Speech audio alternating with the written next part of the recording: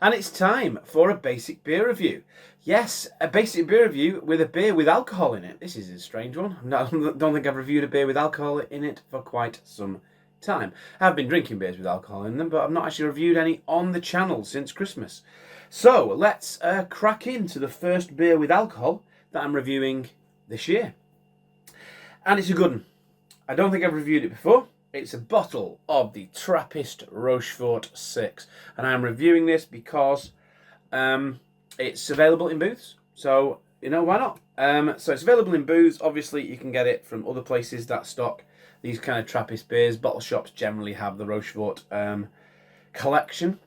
Now, the 10's obviously the big one. And the 8 is pretty good as well. But the 6, it's not as good as the other two, but it is weaker. It is a lowly 7.5% ABV. But if I remember rightly, it is a decent beer, and as far as beers that you can get in the supermarket are concerned, it is one of the best. Does it say much? It's made in Belgium. It is a genuine Trappist product, so it is one of the genuine Trappist abbeys. And it has it stamped all over the bottle. It's a beer, a beer, a beer, a beer, and a cerveza all at once. Brewed in the Abbey ND de Saint Remy, and it's in Rochefort in Belgium.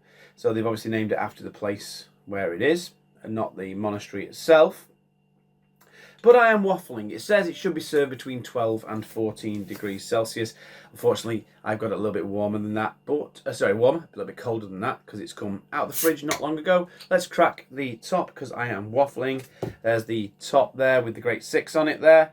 Pop it over here. Let's start pouring. I've got my Rochefort glass, although it's a little bit old now. It's not thingy. No matter how much I clean this glass, I still get bubbles on the outside. But let's go at doing this. Do we swill? We don't really swill the Belgian beers. I think you're not supposed to get the bottoms in there like you are with the German beers, but never mind. Let's get it in there. Don't think there's much sediment in this one anyway. So there we go, right to the top. I'm going to struggle to get a nose out of this one now, aren't I? Let's put the bottle over there. So, Rochefort 6. Is there anything else to be said about this? Not really, no. It's Rochefort 6. People who know their Belgian ales will know Rochefort 6, and the other Rochefort ones as well. So I'm going to swill it a little bit. We're going to start getting a nose. First of all, let's have a look at the colour. So it's quite dark in colour. It's a ruby. It's a bit of a ruby red and a bit of an amber, bordering on brown. It's quite muddy. Holding up to the light, we're getting brown, like muddy brown near the top, and a little bit of a ruby kind of amber near the bottom. No sediment in there. A few bubbles. It's actually, the glass is quite clean. It's done quite well. The lacing on the glass, it's clinging to the sides of the glass, the head there, quite well. As I say, I shouldn't have filled it really, but I'm sure we'll get a good nose on it without actually having loads of swilling room. So let's swill it round. Let's get the nose in there. Oh yes, spicy. Yeah, it's nice and spicy. We're getting lots of sort of just kind of Christmas cakey spices. And a bit of nutmeg, a bit of cinnamon. I can smell the malt in there, definitely. It's quite a malty one on this one, but the Rochefort beers always have a little bit of a spiciness to them. Yeah, it smells a little bit of that Belgian yeast in there. Smells absolutely lovely. Smells beautiful. Smells thick.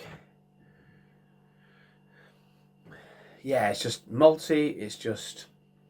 It's spicy. There's raisin notes in there as well. I need to drink some because I'm getting it all over my nose.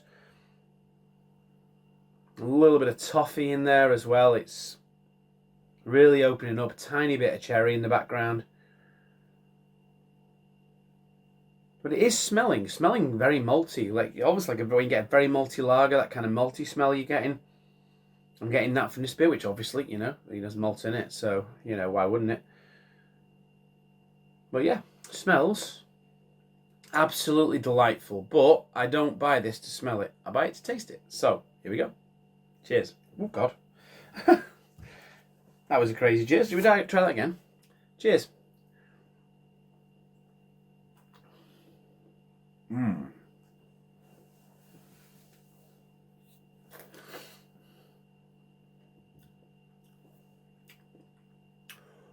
Wow. Wow. Oh, It's been a while since I've had a beer as decent as this. It really is. I've had some pretty decent beers, but I've been drinking a lot of lagers recently. So obviously a lot of lagers, a couple of pales. I don't think I've had any strong Belgian beers since the new year. And this is just, wow. First thing that hit me there was almost like an ice cream kind of vanilla. Just a nice creaminess, nice full mouthfeel. Let's go again.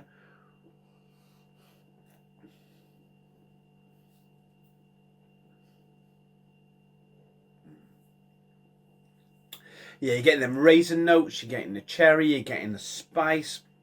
But it's offset by this lovely vanilla-y, ice creaminess, which I think really kind of makes it makes it silky smooth as it goes down.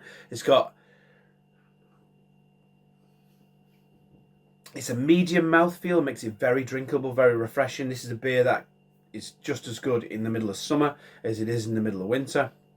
Nice warmingness from the alcohol going down there.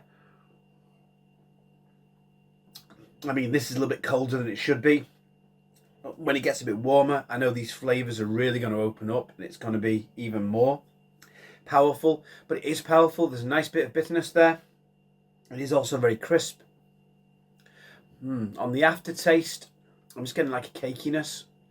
Almost like, I mean, I do get Christmas cake from a lot of these beers, but this is more just like a cake, just like a sponge cake. In the background there, it's a little bit lighter than some of the darker ones where you do get more of that kind of Christmas fruit cake kind of flavour, but this is giving me a slightly more of a light sponge cake.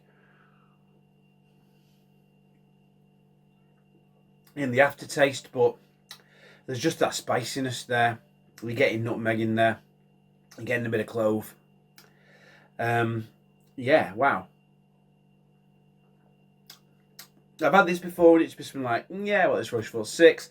Because it's been such a long time that I've had a Rochefort beer, this is knocking my socks off all over again. The first time I tried Rochefort 10, I nearly fell over. I couldn't believe it. It was so good. Rochefort 8, I thought was just as good, just a little bit more drinkable. So a little bit less in the body, but a little bit more drinkable. In a way, I kind of preferred the Rochefort 8, which was a strange thing to say. Now I don't. I prefer the Rochefort 10 all over it. This one is a slightly different beast. It doesn't taste like a slightly weaker version of the 8. It does taste like a slightly different type of beer, not quite as dark. It's not quite as spicy as the 8 and the 10, I find. It's a little bit more just a bit more smooth. It's more drinkable. I'm getting through this, no problem at all. There is a bit of that spiciness in there, but not as much as the 8 and the 10. And as I say, it's just got a nice little cakiness to it. It's got the raisin notes. It's got those spices in there, and it is just like it's like Rochefort Light, really. If you want a Rochefort, but you don't want one that's 9% or 12%, you want something that's a little bit more in the say sessionable range, because when it comes down to Belgian beers, 7.6% is sessionable. Or 7.5% is, well, bordering on sessionable. I'd call 6.5 sessionable. But 7.5 is bordering on sessionable, I would say, as far as strong Belgian beers are concerned. And that's what this is. This is one where you're going to have where you're going to have a few. Rather than the Rochefort 10, you might just only have one, maybe two.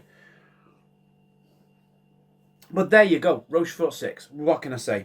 It's a really good stand. It was £3.35, I think, in booths, which is an absolute steal when you think about some of the other beers that cost you £3.35. I mean, you're paying that for a big bottle of lager nowadays in some places. You go to Spa, I'm sure it's about £3.50 for a bottle of Madry, for a big bottle of Madry. So, you know, would you rather have that or would you rather have this? I know which one I'd rather have.